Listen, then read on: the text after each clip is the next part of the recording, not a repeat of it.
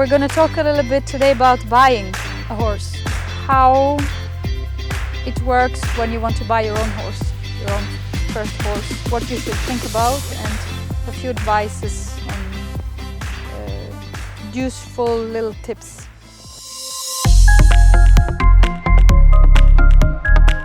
When considering buying a horse, what would the positive and negative sides be to both options when comparing keeping the horse at home or boarding the horse somewhere else? There are advantages and disadvantages with both. I love to keep my horses close to me because I can go out in the evening to say hello. I can build a very close relation with them. And it's actually one of the biggest purposes of having a horse, being able to spend time and building a relation with the horse. On the other hand, you need to have your own stable, you need to have some ground for pasture, and you need to have company for your horse. It's not advisable to keep him alone. There are herd animals, so you will have a depressed animal if you need to keep him without any friends. So either you need to buy 2 horses, that's happening like this, or you need to find a company pony or have maybe a friend that can board a horse with you. A minus is you're locked up. It's difficult to travel. You need always to have someone with a little bit of knowledge who can care, who can feed, who can let him out. If you need to travel, if you're sick, if something happens. In that way it's easier if you board your horse with someone else. It's more costly, of course, because you buy a service from someone, and you also lose this very close relation that you would have if you have the horse with you every day. And you need also to research that you find a good stable with people you can trust, that feed horses well, that are kind to them behind your back, and that you know that when you can't be there at all times, your horse will be well cared for. With people that have knowledge. So you need to think about your situation, what's the easiest for you to do. If you have people around you that can help you, it's very lovely if you can keep your horse with you at home. And if you don't, maybe it's gonna become a bigger struggle than pleasure if you're locking yourself up and you cannot go for 1 or 2 days away ever. Considering buying a horse. Analyze and assess your schedule, property size, and facilities before taking on the responsibility of owning a horse. Horses are herd animals. They require companionship between themselves and other horses. Always have someone else available to tend to the horse's needs in the event of illness or traveling when keeping your horses at home.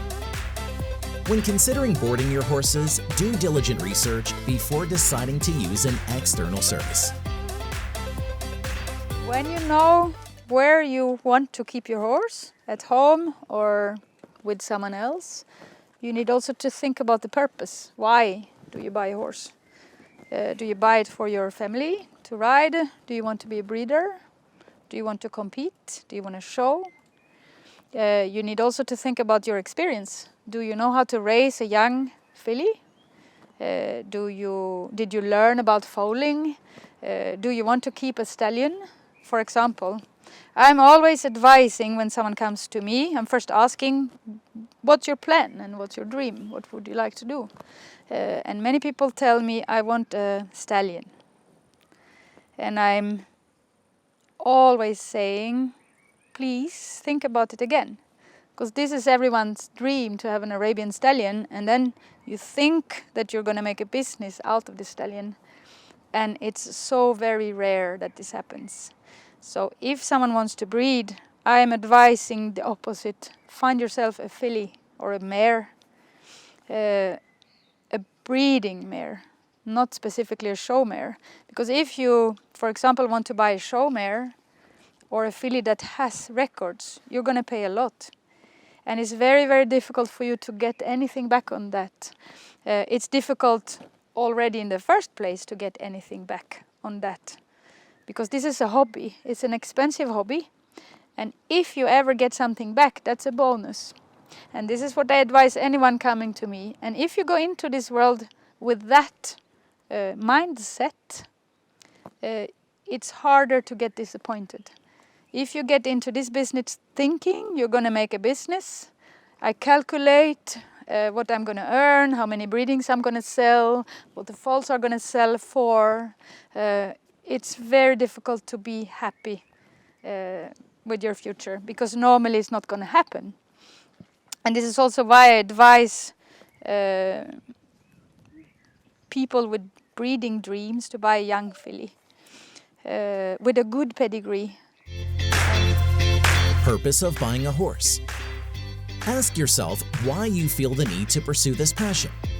Upon reaching a conclusion, consider how much experience you have with that which you have used to motivate your answer. In the event of making a business decision and siding towards buying a stallion, reconsider your decision and perhaps decide upon buying a well-bred mare instead. Profits are rare and patient. Owning a horse should be considered a hobby instead of an investment. If you have a good advisor with you that you trust, take advice. Don't trust blindly, but take advice and listen to people, learn, travel around, see many horses, go to breeders, ask questions before you buy your horse. Don't go to the first farm, listen to what they say, buy what they want to get rid of, and then you stand with the trash of someone else. I did that, and of course I have to restart.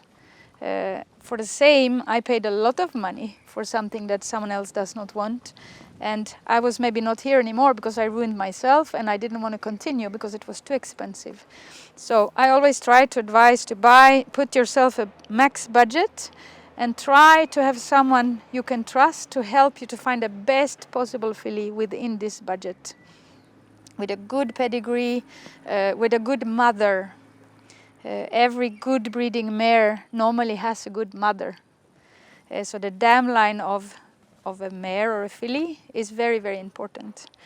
And try to find a filly or a mare without defects. Every horse can improve and get better, but when you want to breed, the less parts of your mare that are poor, the easier you will have in the future to find stallions that can match. Because if you have a foal every year out of your mare and you need each time to cover her defects, you're going to have a problem. If you have a mare without defects, only with details to improve, you can sometimes use stallions that have some faults that your mare can cover because she's complete. So I always advise, try to find a complete mare, feminine mare, well-moving mare with good pedigree, but maybe without a show record. Because you pay for the show record and it's very difficult to get that back. If you have a vision of maybe breeding 10 foals from this mare, maybe you have 5 colts, they normally don't give you anything back. It's a loss. They don't give you much money back. We try to get our colts into the sport that we can contribute to the Arabian horse in all fields. And maybe she has 5 fillies if you have luck. Maybe 3 nice fillies and maybe 2 very good fillies. So if you see it in that way, maybe these 2 very good fillies out of a very good mare in her lifespan can give you something back. And maybe if you have a lot of luck, they can pay back or give you a plus on what you invested. But this is a bonus. So if you see it like this, you buy a mare, you want to be a breeder, and you want to contribute to the breed. You try to find stallions that can complement your mare and try to improve her, and you compete with yourself and your mare. You can turn it into a passion. So for that, if you want to be a breeder, that's my advice. Filly, well-bred, with advice from breeders that want you well. If you want to be a breeder, acquire a trustworthy advisor that can act as a mentor. When weighing the option of buying a stallion, shift your focus towards a young filly with a good pedigree. If you are buying a mare, look for a mare with little to no defects that might be passed on to the offspring and one that has a pedigree to support your decision. Be on the lookout for a complete mare with genes to improve on, rather than ending up trying to cover her defects. by potential rather than relying on show records. Recuperating costs paid towards the value added based on show records are seldomly rewarding. Yeah, what to think about before you buy your horse? There are several things to think about. Whatever you buy, you should see that the horse is sound. You should be sure to have a health check done. Maybe you want to insure your horse. Then you normally need to make a health check to see that the horse is not lame, he doesn't have any faults you cannot see by eye. So a normal health check includes, for example, checking the heart rate, listening to the lungs, checking for lameness, looking to all visible signs of health, checking for swellings on the legs. And the vet will make you a document signed with all the little points that this horse is in good health. Maybe here's a point, maybe here's a point that is not clear.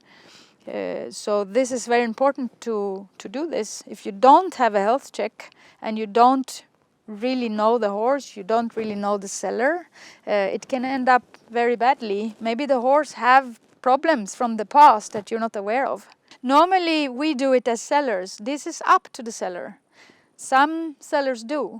I do it here because I like to be sure that I deliver a horse to a buyer at this date that has this health status.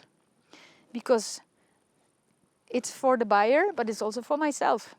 Because if a couple of months later it shows that the horse have problems of some kind, maybe not caused by me, I can say this date we have this. Also, if we sell a horse for sport, we x-ray the horse. So we can say that when the horse left my stable, this is the status of bones. Because if this horse had a kick from another horse 2 weeks later, and the buyer will come to say, look, it's lame, pay me back. And I will say, here, please, this is... But if the seller does not, you should be sure to ask. And if you want to go in sports, for example, you should always x-ray. And on Arabian horses, you should especially check the hind stifles, the hocks, and the feet. It's a healthy breed we have, but there are common places where you can find issues. Also, if you have little swellings or little bumps, you should always try to x-ray those places, because you can have OCD. There's little ships of bones that coming loose, and it doesn't need to harm or it doesn't need to be bad for the horse, but you should have on record what the horse has when you want to buy, and you can show to your own vet this paper, and you can discuss, does this have medical importance or not? If you want to ride, the best you can buy is a kind gelding that you can have for a small price. My first horse was an Arabian gelding. He was very cheap, and he was a wonderful horse. I did competitions with him for many years, and he introduced me to the Arabian horse. So if I did not have this gelding, I was probably not here, because I did show jumping, dressage on other breeds. But someone's gelding put me into the Arabian world. And this is my responsibility now. Our geldings should be introducing new people to the Arabian world. So for that, they're very important horses. So if you want a family horse and you don't want to spend it too much, the best is to buy a gelding that is already ridden a little bit. The same when you want to breed, if you buy a filly or a mare, you should have an ultrasound made. If you buy an older mare, you should maybe have a swab done to see that she doesn't have infections. You should see with the previous owner for her breeding record. Did she have foals every year? Or did she have foals maybe every few years? Or is she an older mare with only a couple of foals? Why? Can you have the record of why? Is she bred and did not get in foal, or is she just not bred? So all this to check the history of the mare, just to protect yourself. If you're happy, you make an investment, you want to breed your mare, and then it shows, no, she was difficult for many years, and you didn't know, and you didn't ask. You're standing there with a mare that you can do nothing.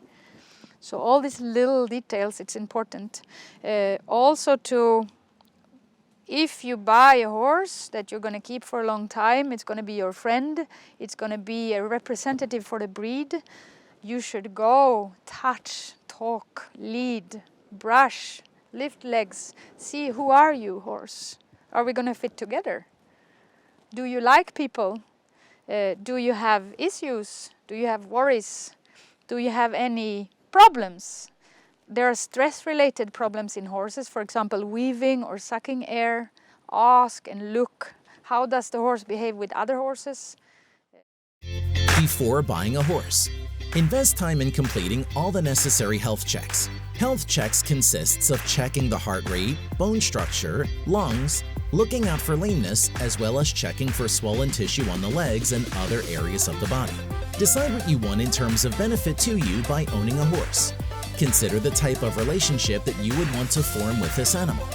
A kind Arabian gelding will be the perfect choice if you want to ride or owning a family horse. Have an ultrasound and swab done when buying a mare for breeding purposes. Find and obtain a breeding record containing the breeding history of the mare. There are many things you should check.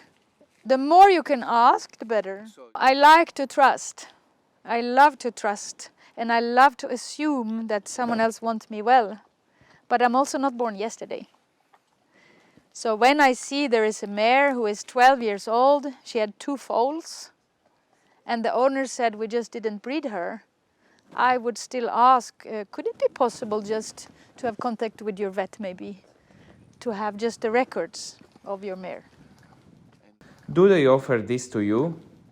If they want to sell the mare, otherwise I look to all the other 150,000 mares for sale, because if they don't want to give me, I have answer already. Are buyers normally aware of all of this? No. So many people are fooled.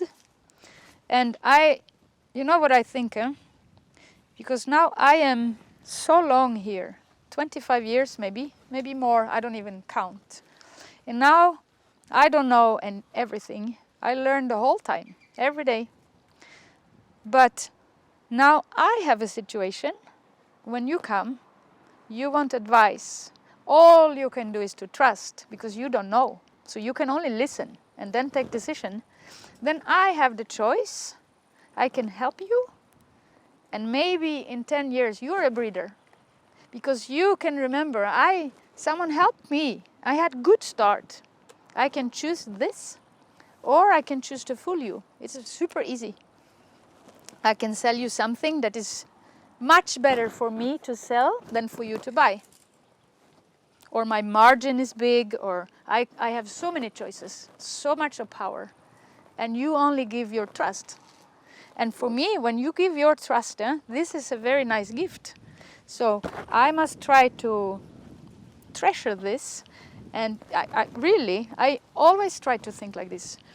And if I can help you to become a breeder, it's good for you, it's good for the Arabian horse, it's good for the world, it's good for me. It's bad for nobody.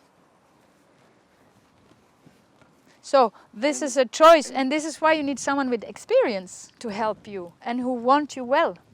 Are you referring to an agent? There are so many agents, and if you think now, if you have an agent that you don't know, you find on internet, there are thousands, who will say, I will help you to find the horse. And then the agent have 5 horses. Maybe one is very good for you, but it's small margin. Then one is not so good for you, but the owner really need to sell, and he says, no, I give you 30%. And the agent will think, what must I do? That's your situation. So this, to find someone to trust, it's the most difficult thing, whatever you do. As a buyer, you should ask the seller, are there any commissions in this sale?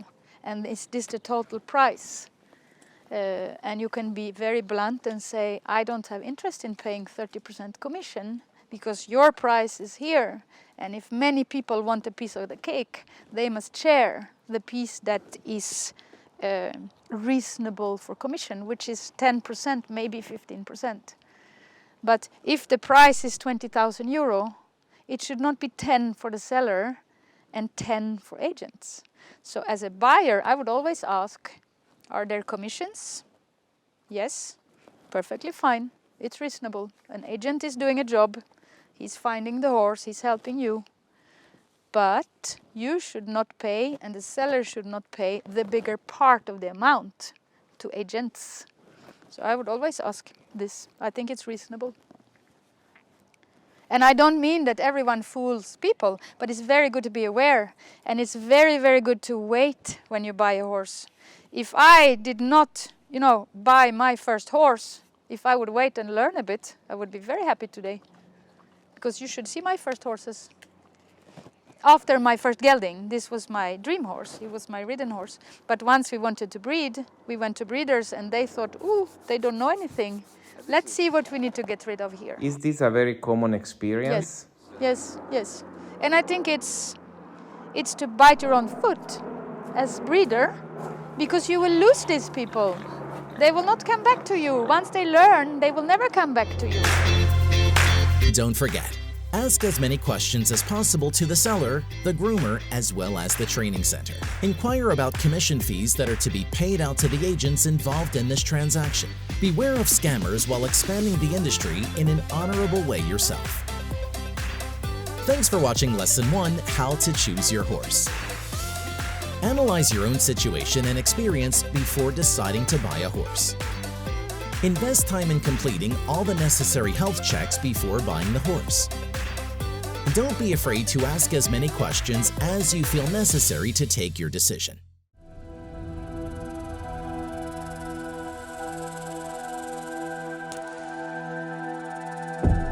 Unmatched passion. Those are the words that come to mind when talking about Marietta Salas. Her love for Arabian horses started about 60 years ago and never wavered. I was 14 when I saw an Arabian horse. I was completely impressed by 11 little mares, all alike. They were Congo daughters. This was in Jerez, in Spain.